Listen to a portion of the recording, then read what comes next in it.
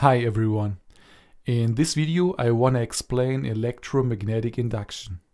For this experiment we only need one coil, which is connected to a voltmeter with power cables.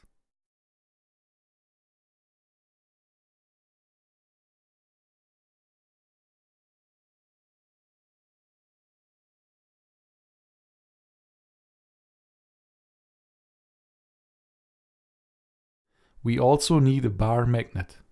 If the bar magnet is approached to the coil, the pointer of the voltmeter deflects. However, as soon as the bar magnet stops moving, the deflection on the voltmeter will decrease. If you remove the bar magnet from the coil, the pointer of the voltmeter deflects again, but this time in the other direction. However, as soon as the bar magnet stops moving, the deflection on the voltage measuring device decreases again. In order to be able to explain this clearly, it is helpful to depict the magnetic field of the bar magnet. Usually, a magnetic field is represented using magnetic field lines. In this case, we represent the magnetic field in color. The darker the blue, the stronger the magnetic field. The magnetic field is strongest in the vicinity of the bar magnet and then decreases more and more with distance.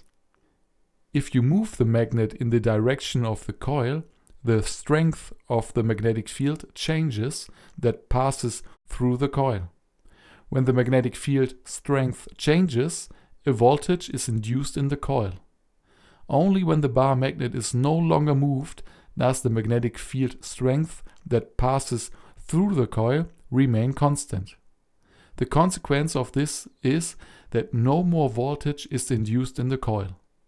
A voltage is only induced again when the strength of the magnetic field that passes through the coil changes.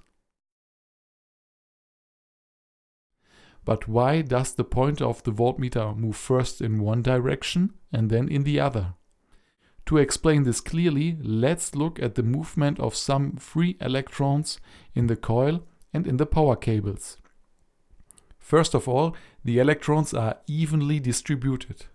If you now approach the bar magnet to the coil, the electrons in the coil flow in a certain direction.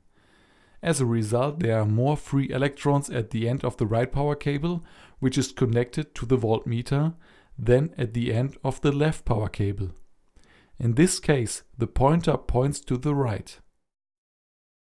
As soon as the bar magnet is no longer moved, all free electrons are distributed evenly again.